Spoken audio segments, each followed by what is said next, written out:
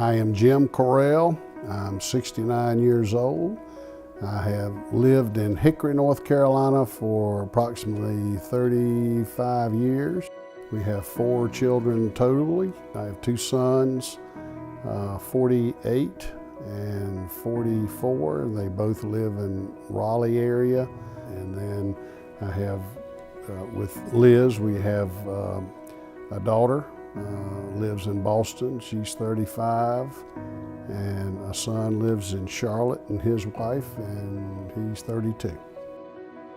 As we were driving to lunch, all of a sudden I felt a weird sensation in my left arm. It didn't hurt, it wasn't painful, but it was a sensation that I'd never felt before. And I kind of thought to myself, this isn't normal. But I didn't say anything. I said, okay, let's drive to where we're gonna go have lunch. And we did, and as we were walking in, I said, Liz, do you have some Advil with you? And she said she did. I said, let me have a couple of them. I took them, and the sensation in my arms somewhat subsided. So we went ahead and ate. And after we did, I started feeling some tightness in my upper left chest. And I'd always knew that if you're having some heart issues, you're either going to have some pain or something in your left arm, or tightness in your chest or in your jaw. And I thought, well, there's 2 things right there that something's not quite right. So we go to the hospital and check in, and once they brought me in to check me out, they did blood pressure, EKG, blood test, and a chest x-ray. And at that point, nothing showed up indicating I'd had a problem. But because of my symptoms, they suggested that I stay. They put me in a room and said, we're going to keep you for a few more hours and check your blood again, because if you have had something, it will show up. And surely enough, that's what happened. They checked my blood again, and the enzyme levels had escalated, and they said, you have had a heart attack.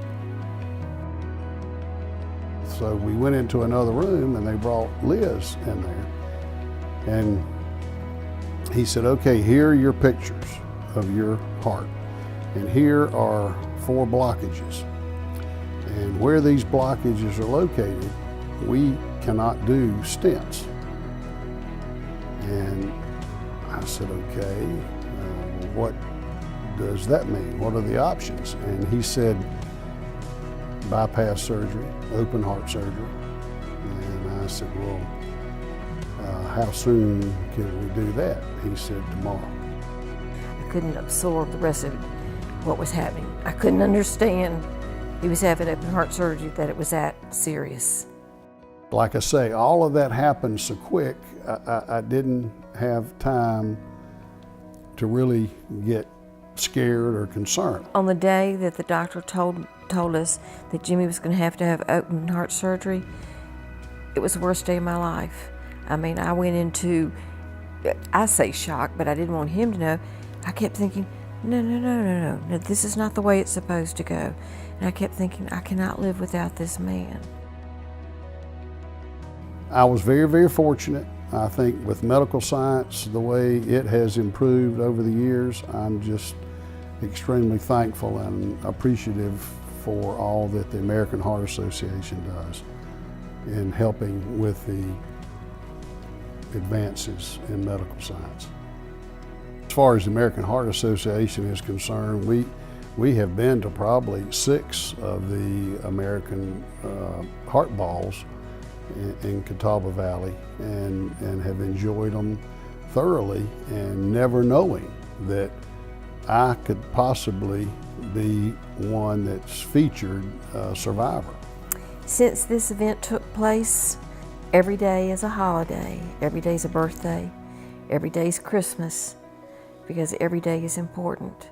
Now you do think a little more, and you don't take things for granted. You know, you can't say, well, we'll do this in 2 years. 2 years may not be here. So you try to look at doing things, take advantage of the moment, and it makes you realize that life could be gone at an instant.